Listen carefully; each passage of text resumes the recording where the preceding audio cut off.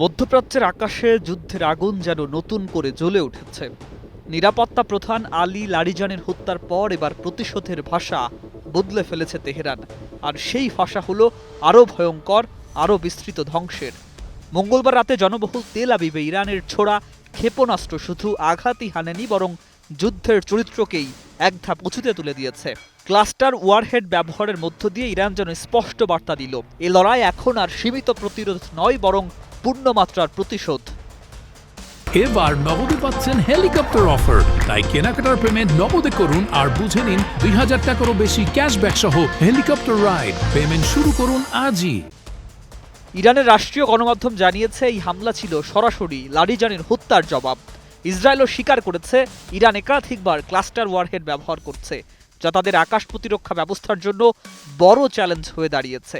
তেল আবিবের মতো ঘন বসতিপূর্ণ শহরে এই ধরনের অস্ত্রের ব্যবহার আন্তর্জাতিক মহলেও এক নতুন উদ্বেগ তৈরি করেছে। এদিকে যুদ্ধের পাল্টাপাল্টি আঘাতে পরিস্থিতি ক্রমেই জটিল হয়ে উঠছে।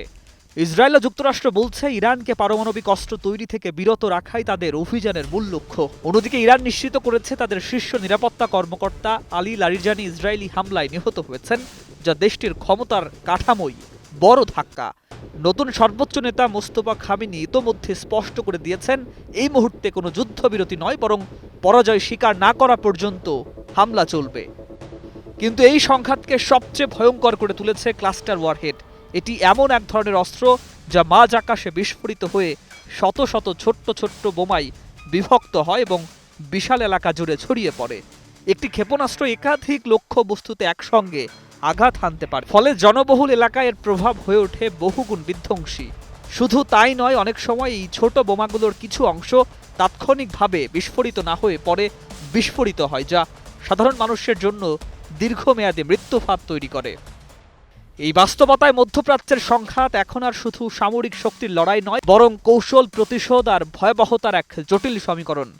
লারিজানির মৃত্যু যে আগুন জ্বালিয়েছে তা এখন ছড়িয়ে পড়ছে আরও বিস্তৃত পরিসরে, আর সেই আগুনে নতুন করে যুক্ত হয়েছে ক্লাস্টার বোমার নির্মমতা।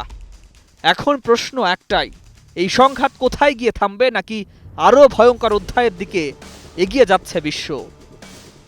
News desk, ২১ television.